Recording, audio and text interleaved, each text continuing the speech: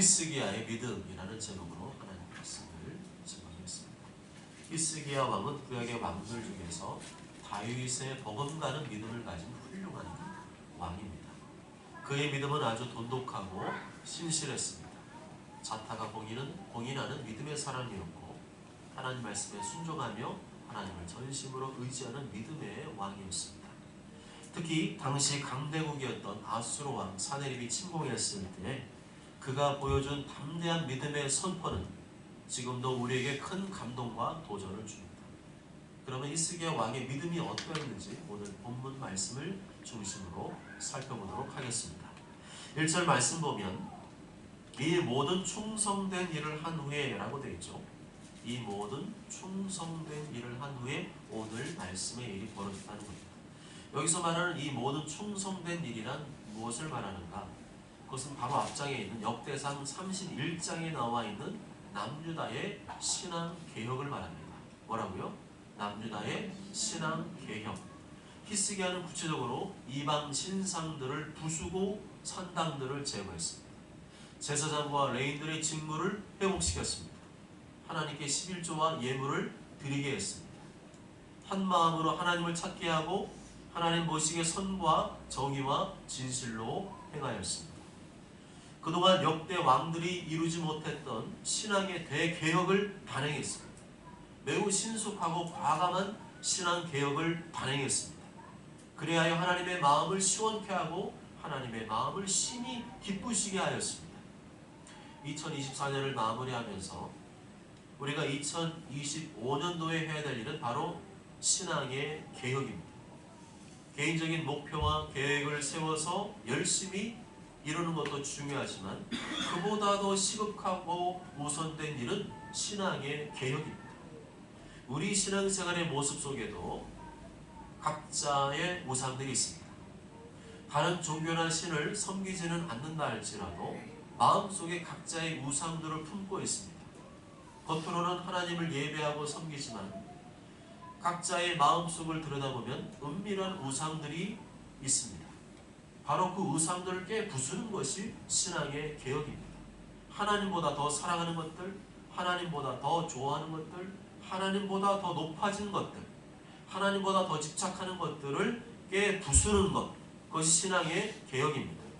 그것이 돈일 수도 있고 명예일 수도 있고 지위나 직분일 수도 있고 갖고 싶은 물건일 수도 있고 건강이나 취미일 수도 있고 그 어떤 사람일 수도 있고 그 어떤 일이나 직업이나 학업이나 대학일 수도 있습니다. 나는 그런 것들에 대해 별 관심이 없어요. 나에게 그런 것들은 중요하지 않아요. 나에게 그런 것들은 우상이 될 수 없죠. 라고 자신 있게 말할 수 있는 분이 있습니까? 그렇다면 정말 그런지 확인해 봐야 됩니다. 하나님께서 그것을 빼앗아 가신다면 여러분 어떻게 반응하시겠습니까? 낭망하고 좌절하시겠습니까? 아니면 주시니도 여호와시고 거두시니도 여호와시니 여호와 이름이 찬송을 받으실지니이다 라고 하나님을 찬송할 수 있겠습니까? 하나님 안 돼요. 만일에 그것 빼앗아 가시면 나는 다 끝나는 거예요. 나는 살 수 없어 하는 것이 있다는 것이 바로 여러분의 우상입니다. 그 우상을 깨부수는 것이 신앙의 개혁입니다. 하나님께서 나에게 주신 것에 대해 감사하고 만족해야 됩니다. 주신 것도 하나님의 뜻이고 거둬가시는 것도 하나님의 뜻이므로 우리는 그것을 믿고 감사해야 됩니다. 그런 감사가 나오지 않고 하나님 빼앗아 가셨어요? 하나님 가져가셨어요? 하나님 서운해요? 하나님 섭섭해요? 이런 원망과 서운함과 분노의 감정이 나온다면 그게 바로 우상입니다. 그 우상을 일평생 깨부수는 작업이 신앙생활입니다. 그런 우상들이 없으면 없을수록 자유롭습니다. 매이지 않습니다. 신앙생활이 편안해요. 하나님께 더 집중할 수 있고 하나님과 더 깊고 친밀한 교제를 누릴 수가 있습니다. 하나님께 집중하지 못하게 하고 하나님과 더 깊은 관계로 나아가지 못하게 하는 그 모든 우상들을 깨부수는 작업을 해야 됩니다. 있어도 그만 없어도 그만이라는 마음이 들 때까지 철저하게 내 안에 우상을 깨부수는 작업을 해야 됩니다. 그럴 때 자유가 있습니다. 평강이 있습니다. 샬롬이 있습니다. 기쁨이 있습니다. 염려, 근심, 걱정이 사라집니다. 하나님께 다 맡겼기 때문에 찬송과 예배가 살아나고 감사와 감격이 살아나게 되는 줄 믿습니다. 그렇게 히스기야가 신앙의 대개혁을 단행했습니다. 하나님께서 원하시고 기뻐하신 일에 순종했습니다. 주변 사람들이 뭐라고 반대하고 저항해도 오로지 하나님 기뻐하신 일 위에 그대로 과감한 순종으로 신앙의 대개혁을 단행했습니다. 쉽게 말하면 남유다 안에 있던 영적인 쓰레기들을 대청소한 것입니다.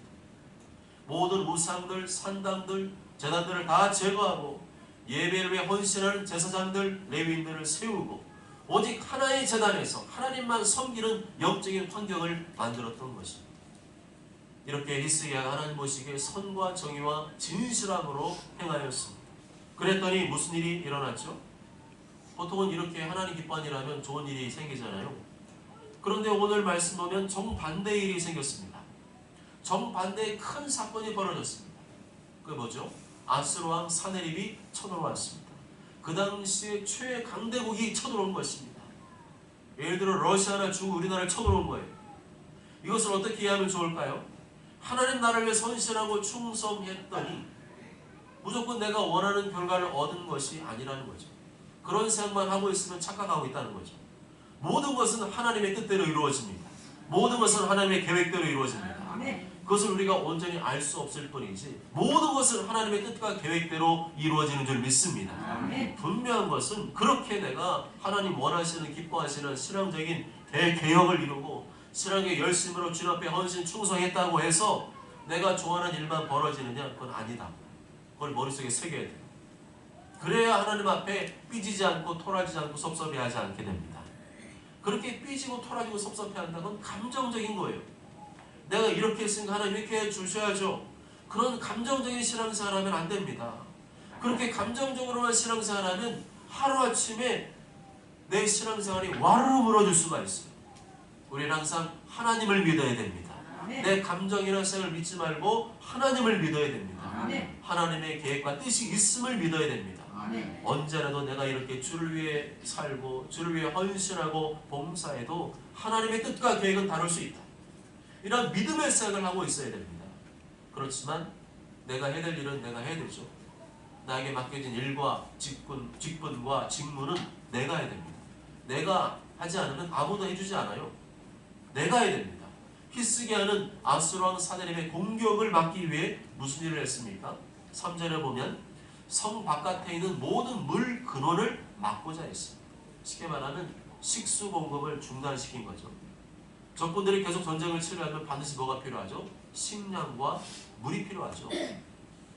그런데 이 물을 마시지 못하도록 성 밖에서 물을 마시지 못하도록 물 근원, 물이 퐁퐁 나오는 물샘 거기를 막아버렸습니다. 그리고 흐르는 시내를 다 막아버렸습니다. 식수 공급을 완전히 차단시켜버린 겁니다. 지혜롭죠?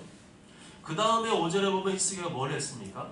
힘을 내어서 무너진 성벽을 모두 보수했습니다. 성벽을 새로 리모델링 했습니다. 그 다음 또 무엇을 했죠? 망대를 높이 쌓고 외성까지 견고하게 했습니다. 망대가 있어요. 저 멀리 오는 적군들을 감시할 수가 있잖아요. 높이 쌓고 외성을 쌓았다. 무너진 성벽을 새로 세웠는데 그 다음에 한 겹 더 성을 쌓았다는 거죠. 이중으로 성벽을 쌓았다는 것입니다. 또한 6절에 보면 무기와 방패도 많이 만들었습니다. 군대의 지휘관들을 세워서 백성을 거느리고 통솔하게 했습니다. 군대가 일사불란하게 움직이지 않으면 전쟁 끝나는 거죠. 군대 지휘관이 돌격 앞으로 했는데 돌격 앞으로? 이게 무슨 말이에요? 돌격 앞으로 했는데 이따가 뭐 이러고 있으면 큰일 나는 거죠. 전쟁은 무조건 일사불란하게 지휘 체계를 따라서 움직여야 되는데 그 지휘 체계를 만들었다는 겁니다. 인간적으로 할 수 있는 모든 전쟁 준비 소홀하지 않았습니다. 꼼꼼하게 잘했습니다. 그리고 6절 하반절에 뭐라고 되어 있죠? 성문 광장에서 자기 앞에 무리를 모으고 말로 위로하였다 라고 되어 있죠. 그 내용이 뭡니까? 7절과 8절 다 함께 읽습니다. 7절 8절 시작. 너희는 마음을 강하게 하고 담대히 하고 놀라지 말라. 우리와 함께 하시는 이가 그와 함께 하는 자보다 크니 그와 함께 하는 자는 육신의 팔이요 우리와 함께 하시는 이는 우리의 하나님 여호와시라. 반드시 우리를 도우시고 우리를 대신하여 싸우시니라 하되 백성이 유다왕 히스기야 말로 말미암아 안심하라. 너희는 마음을 강하게 하며 담대히 하라. 두려워하지 말고 놀라지 말아라. 하나님께서 반드시 우리를 도우시고 우리를 대신하여 싸우실 것이다. 이 히스기야의 믿음의 선포를 듣고 백성들이 어떻게 반응하죠? 그의 말로 말미암아 안심했습니다. 히스기야의 믿음의 선포를 듣고 백성들의 마음에 용기가 생겼어요. 사기가 높아졌습니다. 백성들의 마음에 안심이 찾아왔어요. 그렇습니다. 위기와 고난의 때 꼭 필요한 말은 믿음의 말입니다. 위기와 고난의 때 현실적인 말 아무 도움이 안 됩니다.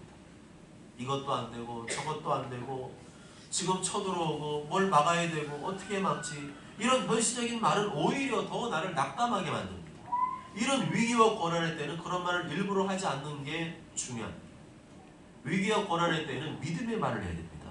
계속해서 믿음의 말, 하나님께 대한 믿음의 말, 하나님의 말씀에 대한 믿음의 말, 이 믿음의 말이 위기와 고난의 때에 가장 중요합니다. 그런데 이런 말을 평상시에 하지 않으면 위기와 고난의 때에 잘 안 튀어나옵니다. 그래서 평상시에 믿음의 말, 믿음의 선포를 하는 훈련을 해야 됩니다. 우리 속에는 악한 것이 있기 때문에, 죄성이 있기 때문에 믿음의 말이 잘 안 나옵니다.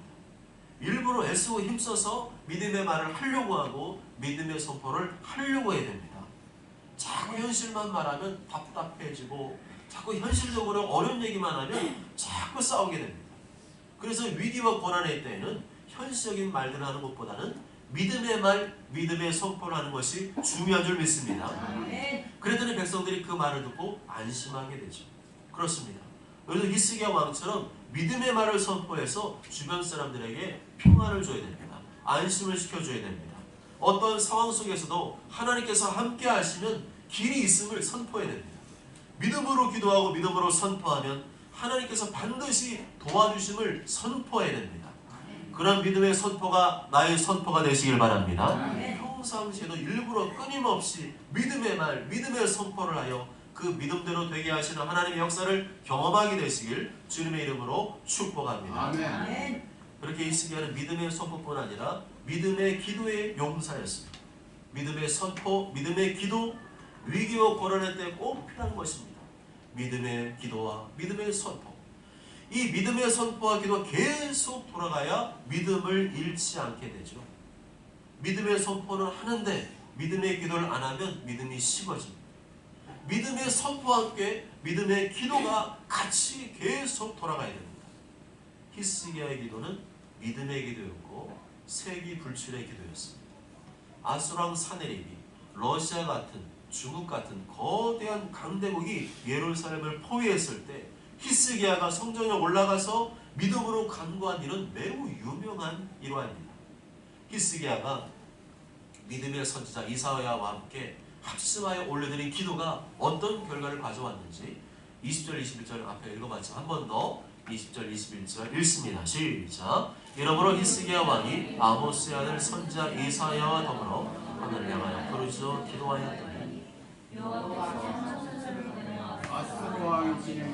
모든 큰 용사와 대장과 지휘관들을 멸하신지라. 아수르 왕이 낯이 뜨거워 고국으로 돌아갔더니 그의 시내 전에 들어갔을 때 그의 몸에서 난 자들이 거기서 칼로 죽여주라. 아멘. 20절 말씀 보면 히스기야 왕이 누구와 함께 기도하고 있죠? 선지자 이사야와 함께 기도하고 있습니다. 선지자 이사야 더불어 하늘을 향하여 부르짖어 기도하였다. 어디를 향해 기도하고 있죠? 하늘을 향해 기도하고 있습니다. 어떻게 기도하고 있죠? 부르짖어 기도하고 있습니다. 인간적으로 하신 모든 경쟁들이 잘 맞췄잖아요. 믿음의 말로 백성들의 사기를 북돋워주고 그들의 마음을 안심시켜줬잖아요. 그럼 다 한 거 아닌가요? 아닙니다. 그 다음에 한 게 있어요. 그게 뭐죠? 기도였어요. 하늘을 향해 부르짖어 기도했습니다. 부르짖는 기도는 성경적인 거죠. 부르짖는 기도는 무식한 사람들이 하는 기도가 아닙니다. 야, 하나님 기 먹었어? 왜 이렇게 소리를 지르며 기도해? 그런 차원이 아니죠. 하나님 앞에 간절한 마음을 표현할 때 부르짖는 기도가 나올 수밖에 없습니다. 절박하고 간절한데 조용히 기도할 수 있나요? 지금 상황이 급박하게 돌아가고 있는데 조용히 묵상 기도할 수 있나요? 그것은 간절함이 없는 거죠. 정말로 간절하고 애절하면 소리내어 부르짖어 기도할 수밖에 없는 것입니다. 성경에 특별히 구약성경에서는 부르짖어 기도하는 장면이 곳곳마다 나옵니다. 부르짖는 기도는 매우 성경적입니다. 부르짖는 기도는 위기와 고난의 때 가장 강력한 무기입니다. 남들에게 방해만 되지 않는다면 할 수만 있으면 부르짖어 기도해야 됩니다. 이런 훈련이 평상시 돼 있어야 위기와 고난의 때 자동적으로 나오게 됩니다. 이게 평상시 안 돼 있으면 잘 안 나와요. 뭐가 익숙해야 되는 거 아닌가요? 평소에 연습하는 이유가 뭐예요? 운동선수들, 군인들이 평소에 연습하는 이유가 뭡니까? 몸에 배도록 훈련하는 거죠. 그런 사람들 하는 연습 보세요. 대단한 거 별로 없어요. 맨날 했던 거 반복합니다. 축구선수들 맨날 드리블하고 슛하죠. 야구선수들 맨날 배트위 들어오고 공 던지고 공 잡죠. 아주 단순한 거예요. 이 단순한 것이 아주 몸에 배도록 반복하는 겁니다. 그래서 실전에서 공이 어디로 튀어와도 잡을 수 있고 어디로 튀어와도 찰 수 있는 능력을 기르는 거죠. 그렇듯이 신앙도 이런 훈련이 꼭 필요합니다. 그러려면 평상시 연습을 해야 됩니다. 우리 교회는 새벽기도와 수요기도회 때 장자권 훈련 교재로 하고 있는데요. 왜 이 장자권 교재가 중요하냐면, 왜 이 교재가 대단하냐면 평상시에 훈련을 시키거든요. 계속 선포하게 만들고 계속 주님 앞에 기도하게 만들고, 특히 부르짖는 기도에 대해서 대단히 많이 강조하거든요. 이 훈련 교재만큼 좋은 신앙의 교재는 별로 없는 것 같아요. 특히 설교, 본문 말씀을 배열해놓은 것을 보면 참 기가 막히게 배열해놨습니다. 계속 스트레이트로 위기와 고난이 와도 살 소망 있게 만드는 너무나 우리에게 중요한 훈련 교재입니다. 많은 개척교회 많은 목사님들이 힘을 잃고 있습니다. 믿음이 점점 떨어지고 있어요. 제 생각에는 그 이유가 뭐냐면, 성경을 전부 읽는 것도 중요한데 어쩔 때는 은혜가 굉장히 되는 본문도 있지만 그냥 그런 지루한 본문도 있거든요. 새벽에 이렇게 목사님들 설교를 하시게 되면 진도는 안 나가죠. 뭔가 임팩트된 것은 안 나오죠. 그러니까 말씀을 전하는 분도 전하긴 전하는데 임팩트가 없는 설교로 끝나버리고, 성도들도 임팩트 없는 설교를 듣고 끝나니까 처지는 수가 있어요. 이것은 제 경험이기도 합니다. 그런데 장자권 훈련 교재는 계속 믿음을 심어주고 계속 믿음에 합당한 우리 마음속에 믿음을 자극하는 본문들을 계속 실어놨어요. 깨어서 계속 부르짖어 기도하는 훈련을 반복해서 시키게 합니다. 단순 반복 집중 지속하기. 뭐라고요? 단순 반복 집중 지속하기. 이 원리가 장자권 훈련 교재에 다 들어가 있습니다. 운동선수들, 군인들이 단순한 거지만 계속 반복하는 것처럼 계속 장자권 훈련 교재는 그거를, 기본기를 철저히 훈련시킵니다. 이게 바로 위기와 고난의 때 가장 강력한 무기가 되는 줄 믿습니다. 평상시에 몸에 밴 이 연습과 훈련들이 실전에서 그냥 튀어나오는 거예요. 이게 가장 강력한 무기입니다. 평상시에 부르짖어 기도하는 습관이 몸에 밴 성도들은 위기와 고난의 때 자동적으로 부르짖어 기도하게 됩니다. 부르짖는 기도가 전혀 어색하지 않죠. 맨날 침묵 기도만 하는 사람은 부르짖어 기도하려면 얼마나 어색한 줄 아세요? 얼마나 힘든 줄 아세요? 지금 정말 부르짖어 기도해야 될 때인데 침묵 기도만 하는 사람은 꿀먹은 버니가 되는 거예요. 그런데 평상시에 부르짖는 기도가 훈련이 잘 되어 있는 사람은 위기와 고난의 때가 찾아오면 더 크게, 더 간절하게, 애절하게 부르짖어 기도하게 되는 줄 믿습니다. 이 부르짖는 기도가 위기와 고난을 돌파하는 가장 강력한 무기인 줄 믿습니다. 단순히 목소리만 높일 것이 아니라 온 마음을 다해 전심으로 간절히 부르짖어 기도할 때 하나님의 응답의 역사가 있는 줄 믿습니다. 히스기야와 이사야의 부르짖는 기도는 어떤 기도였죠? 믿음의 기도였어요. 그걸 어떻게 알 수 있나요? 하나님께서 응답하신 것을 보고 알 수 있습니다. 21절에 보면 그들이 믿음으로 부르짖어 기도할 때 하나님께서 어떻게 역사하셨죠? 한 천사를 보내주셨어요. 두 천사도 아니고 한 천사를 보내주셨어요. 한 천사가 가서 무엇을 했나요? 아스로 왕의 진영에 있는 모든 큰 용사, 대장, 직원들을 멸하셨습니다. 어떠한 방법으로 하나님이 일하셨는가? 어떠한 방법으로 하나님께서 응답하셨는가? 단순합니다. 천사 하나 보내서 끝내신 거예요. 복잡할 것도 없어요. 그동안 뭐 엄청나게 준비했지만 사실 그걸로 된 게 아닙니다. 전쟁의 승리는 육신의 준비도 필요하지만 그걸로만 되는 것이 아니라 영적인 역사, 하나님께서 일하셔야 되는 줄 믿습니다. 이걸 절대 놓치면 안 돼요. 인간적으로 우리는 노력하고 준비해야 됩니다. 할 거 다 해야 됩니다. 공부할 건 공부해야 돼요. 최선 다해야 됩니다. 그렇지만 진짜는 뭐예요? 진짜 강한 한 방은 뭡니까? 하나님께서 일하시면 되는 거죠. 천사 하나 보내시면 되는 거죠. 본문에 한 천사라고 돼 있어요. 천사가 무슨 군대로 온 것도 아니고 천사 하나 딱 보냈더니 그날 밤에 아수르 진영이 전부 다 송장이 된 줄 믿습니다. 시체가 된 줄 믿습니다. 그날 밤에 다 끝나버린 거예요. 천사 하나 보냈더니 그날 밤에 싹 다 끝내버렸어요. 이것이 전쟁의 승패를 가르는 실제라는 겁니다. 인간들이 아무리 설치고 난리 피우고 데모를 해도 하나님께서 천사 하나만 보내시면 싹 끝나는 겁니다. 열왕기하 19장 35절을 보면 18만 5천 명의 군인들이 하룻밤 사이에 모두 송장이 됐습니다. 시체가 됐어요. 이 밤에 여호와의 사자가 나와서 아수르 진영에서 군사 18만 5천 명을 친지라. 아침에 일찍 일어나 보니 다 송장이 되었더라. 하나님께서 왜 천사를 보내셨다고요?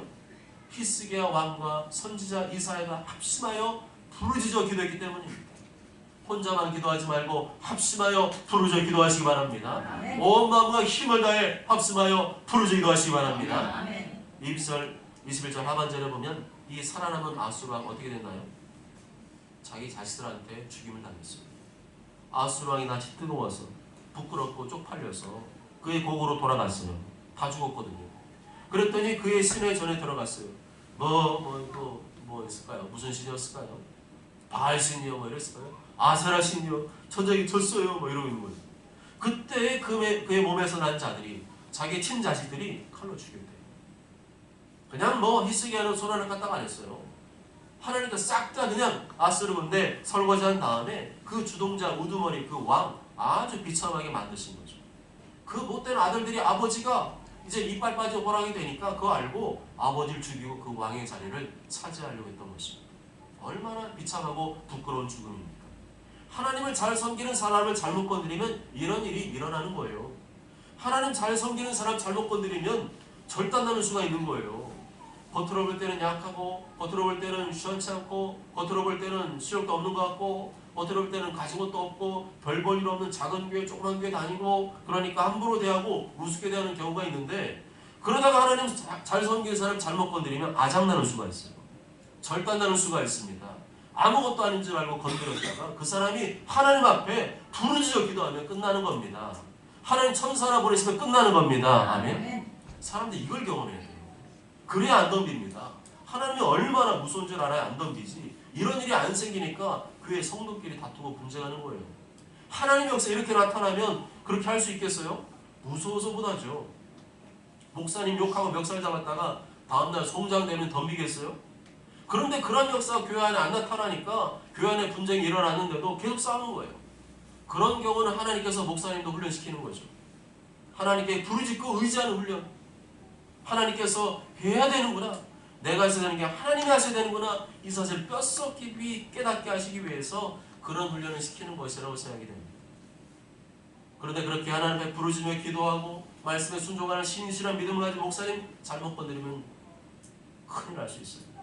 조그만 교회 장교회 목사님, 개척교회 목사님이라고 농어촌교회, 시골교회 목사님 반말 찍찍하고 함부로 대하면 큰일 날 수 있어요. 피곤해집니다. 왜냐하면 그 목사님 부르짖어 기도하거든요. 하나님 저 사람의 주리를 틀어주시옵소서. 저 사람의 주정이 욕을 하고 멱살 잡았습니다. 거짓말을 속였습니다. 하나님 갚아 주시옵소서 하면서 부르짖어 기도하거든요. 사랑하는 여러분, 하나님께서 오늘 히스기야의 믿음에 대해 말씀해 주셨습니다. 히스기야 우리가 잘 알고 있는 믿음의 사람이죠. 히스기야 오늘 만나기 전에 무슨 일을 했어요? 신앙의 대개혁을 단행했습니다. 하나님 앞에 철저히 하나님 미워하고 싫어하는 것들 우상들을 다 깨부수고 무너졌던 예배를 회복시켰어요. 뿔 뿌려졌던 제사장 거래인들을 다 불러모아서 복귀시키고 예배 회복, 신앙의 회복, 엄청난 신앙의 대개혁을 이루었습니다. 하나님을 기쁘시게 한 일을 온전히 감당했습니다. 그런데 그 다음에 벌어진 일은 뭐였죠? 위기와 고난이었습니다. 우리가 하나님을 잘 섬긴다고 해서 좋은 일만 생기고 축복받고 그런 게 아니라는 거예요. 다시 말하면 기복적인 신앙 위험하다는 겁니다. 무섭다는 거예요. 기복적인 신앙에 빠지면 삐지고 토라지고 섭섭해합니다. 신앙을 잘하던 사람도 신앙 똑바로 안 하고 미적지근해지고 교회 나오던 사람도 안 나와요. 그것은 믿음으로 신앙생활한 게 아니라 감정적으로 신앙생활했다는 증거입니다. 그런데 오늘 말씀 보면 히스기야는 꿈쩍도 안 하죠. 하나님 앞에 열심을 다했으면 최선을 다했습니다. 그랬더니 안 좋은 일 생기고 나쁜 일 생기고 위기와 고난이 생겼는데 꿈쩍도 안 합니다. 그래도 하나님, 그래도 하나님, 그래도 하나님, 아멘. 하나님 하실 일이 있다. 하나님께 우리를 도우실 것이다. 이 믿음을 선포하고 부르짖어 기도할 때 하나님께서 뒤집어 엎으신 역사를 일으킨 줄 믿습니다. 한 천사를 보내셔서 그날 밤에 18만 5천 명의 군인이 송장이 되게 한 줄 믿습니다. 다시 말하면 하나님께서 이미 계획이 있었다는 거예요. 분명히 히스기야가 부르짖어 기도할 것이고 부르짖어 기도할 때 한 천사를 보내서 한 방에 뒤집으려는 계획이 있었던 것입니다.